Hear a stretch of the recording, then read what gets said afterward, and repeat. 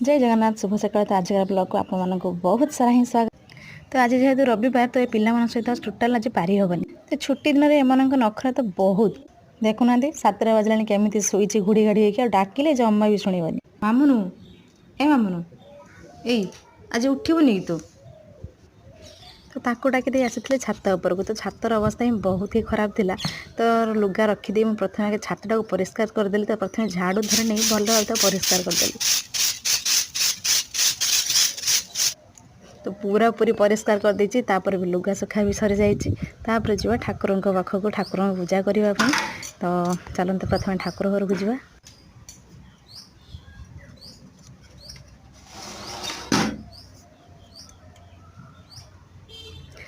तो तापर मुझे ठाकुर पूजा भी सारीदे। ठाकुर आरती काम भी सारीदेली। तो प्रथम तो ठाकुर पाखर ही दिन समस्त प्राय आरंभ हुए। तो ठाकुर काम सारा पर तौक गली। तो प्रथम कौन करवा भावे आगे तो पिला खाଇବା चिंता।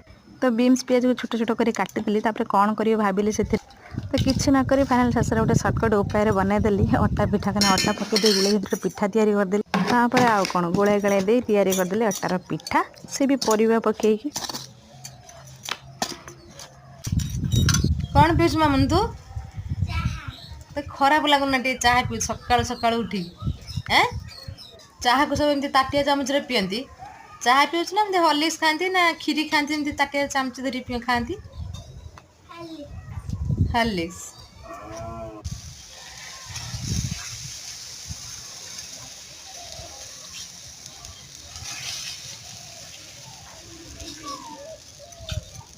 तो प्रस्तुत है अटा पिठा। तो अटा पिठा सहित आचार ही बहुत ही सुंदर लगे। से भी लेंबूर आचार। तो ये हम छात को पलि आसलु खरार बसी भी पाठ पढ़ेबी खिया भी हम। तो आज खरा भी बहुत कम है। तो ये हम समस्त बसलु 3 जन खावाई। तो बहुत ही सुंदर लगुला। तो पिला खावाई लंकार ही कमी।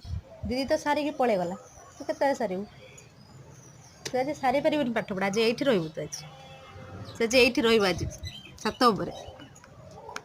तो खिया पिया छुआ पाठ पढ़ा कम सरला। तापर आसला रोषे कार्य। तो आज घर होता देसी माछ। तो देसी माछर झोल हम से भी उल्लकोबी दे। तो बहुत ही सुंदर लगे। तो मुझे कार्य कौन लेट कर नक बसईदेली सब कार्य। से बाटिकी मसला आनी। तो बटा मसला बहुत टेस्ट थाए। तो प्रस्तुत होगा फुलकोबी देसी माछ सहित झोल। तो खाइले जना पड़ो केमी लगुच। बाय बाय जय जगन्नाथ। Next blog.